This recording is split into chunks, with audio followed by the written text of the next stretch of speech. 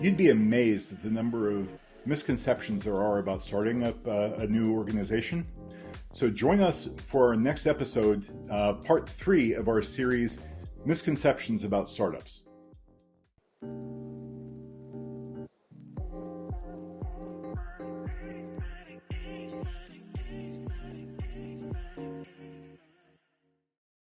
Welcome back to another episode of Startup Lantern. I'll be your co-host, Druce MacFarlane. And I'm John Duren. And welcome back again. This is our third episode of the myths and misconceptions about a startup. And what you will be relieved to find out is that we have no Rolodexes in this episode. Yeah. Yet. Okay. So to start today off, our first misconception we're going to talk about is the fact that the IPO is the actual goal of a startup company. And the beauty of this is that's not really the case. There's a lot of different ways to exit a startup company. An initial public offering where you go out on the stock market is obviously a desirable outcome. But there's lots of other options like mergers with other companies or being acquired by large companies. I think Druce and I literally on a daily basis deal with companies that are purchased, acquired, that have become part of other organizations. Startups are really, really ripe for the picking when larger companies need a specific skill set and they find something unique in these startups. There's lots of ways to actually exit a startup successfully. IPO is just one of those, but is not the required exit path. Absolutely. And matter of fact, a lot of people, as they start off an organization, will have one of those exits in mind. And again, the IPO is kind of the unicorn. It doesn't happen very frequently. And even for immensely successful organizations, the market kind of has to cooperate. I know a lot of successful companies right now that were just itching to go IPO, but obviously nobody wants to go IPO in a market like this. So a really good, sound strategy is for some people that want to create a company, just get enough of an organization together. They even have in their head exactly who's going to be acquiring them, and they're building a product, a solution just for that company. And these people aren't planning on being in business a year into it. Like they are just trying to turn that thing around and get acquired as quickly as possible. That is just as lucrative and just as acceptable of an exit as anything else that you'd end up having. I think I'll add to that, Druce, just to throw it out there. It's also viable to actually continue to operate a company for a long period of time without IPO or whatever. I mean, the company I work for today is one of those examples of a startup that to this day is still privately held by the two founding members. So it's very possible. It's not as easy a path and often fraught with a lot of challenges along the way that we haven't even discussed in the podcast here. But, just to make sure that that's not off the table as a potential option. Yeah.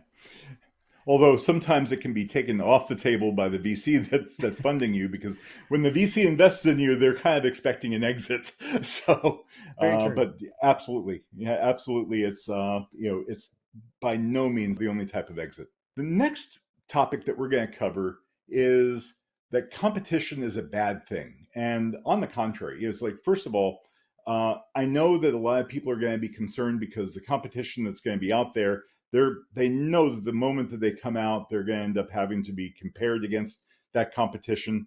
If the competition already exists, that means that the competition has a leg up on you. They've been developing their solution a little bit longer.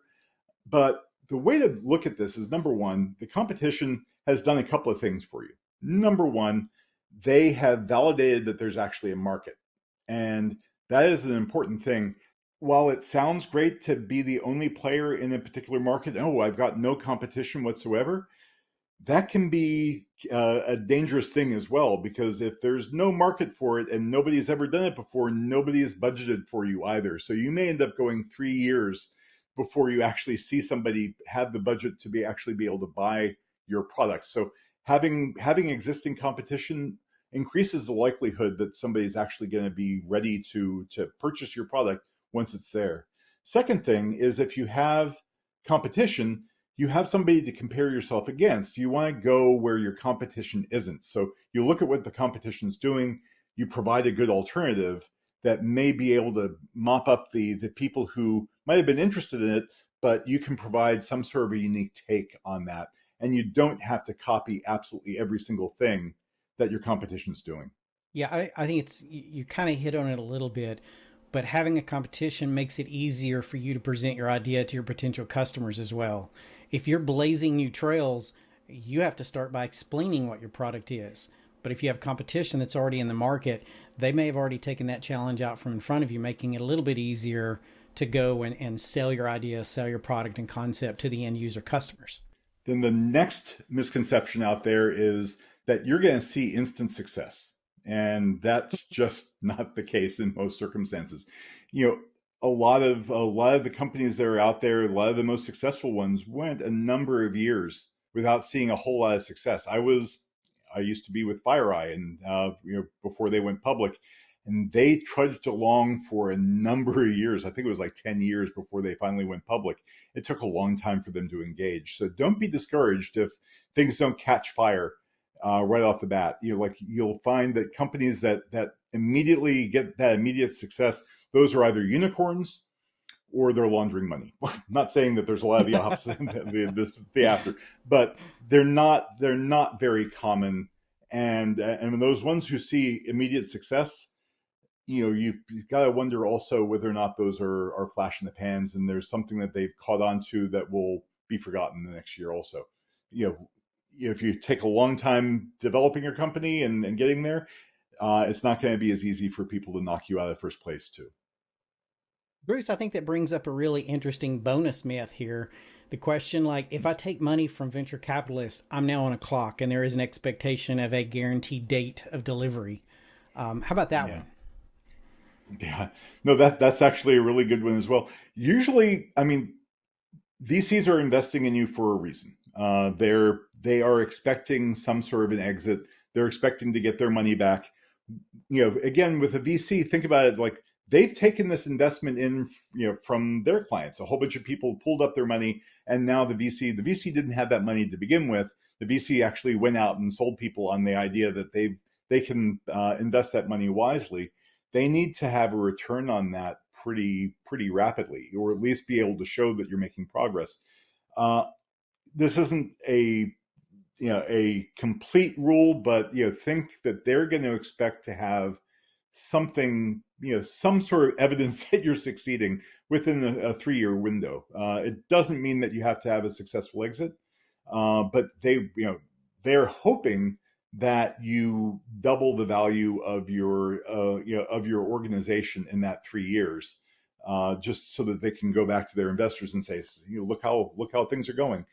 If you can sell for that double, before that, they're going to be exceptionally happy. If you have doubled your value, then it shows that you're going to be able to turn around and maybe get that next round of funding a little bit easier than if your value stayed flat, over 3 years. Getting somebody else to drop money into you is probably not that likely. So they're looking for you to continually raise things. Doesn't necessarily have to be an exit, but they'd like that, obviously. All right, before we drop into our final myth for this particular series, let me just remind everyone, if you've got other concepts or other ideas that maybe we haven't covered here, other myths that you've heard as far as venture capitalist and entrepreneurship, please drop it in the comments. That gives us some great content for future shows. We'd love to help address some of those questions and concerns. And now for our final topic. So entrepreneurship is glamorous. I've been through at least 4 different startups in my life, and I can tell you for certain that is not the case. There's a lot of challenges. It's not an easy path. There's a lot of hard work. The reward is absolutely fantastic, regardless of the outcome, because you will learn so much and you will become, you get an opportunity to be in every aspect of the business. But there will be challenges along the way. I mean, I hear stories about, companies, and you've heard Druce and I talk about, how to avoid getting to that point where you can't make payroll, where the venture capitalists have you over a barrel, that kind of thing. That's real. Those are real concerns you have to address and challenges you have to be prepared for and work with. It can be stressful at times. There's a lot of pressure on you to produce, a lot of pressure on you to show that the company is moving forward, that things are happening in a positive light. So understand, as an entrepreneur, your job doesn't end when you get venture capitalist money. That's really just when it begins, and that's when the hard work begins. There is a great reward, there is a payoff, and it comes in in the form of a really great journey across the entire life of that startup. And the glamour probably comes from after it's over, when you can look back on everything you've done. Absolutely. No, it's there are going to be lots of late nights. There's going to be lots of, everybody pick up a broom and start sweeping. I mean, it is not glamorous while you're going through it. And the only thing that sort of offsets the fact that it's not glamorous is it's also very addictive.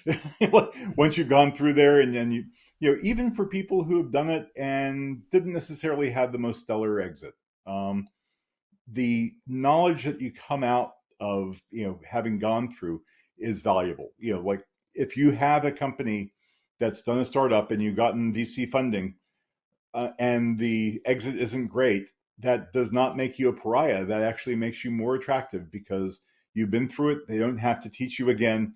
You know what things you did wrong. As long as you recognize what mistakes you made and you've learned from them, you're still going to be very, very attractive to the VCs and everybody else. So again, it's not glamorous, but the rewards are immense. So that concludes our series on myths and misconceptions about entrepreneurship and venture capitalism. If you like what you hear, if this is connecting with some of your concerns, some of your ideas, we encourage you to subscribe to our stream, listen in. We continue every 2 weeks with a new episode covering different topics around entrepreneurship and venture capital as it relates to startups. And we'd love to hear from you. So please leave your comments below. Join in the conversation. We want to create a community of like-minded folks who are also just as excited as Druce and I have been in our lives around startups. So again, we'd love to hear from you. Thanks for attending. This has been the Startup Planner.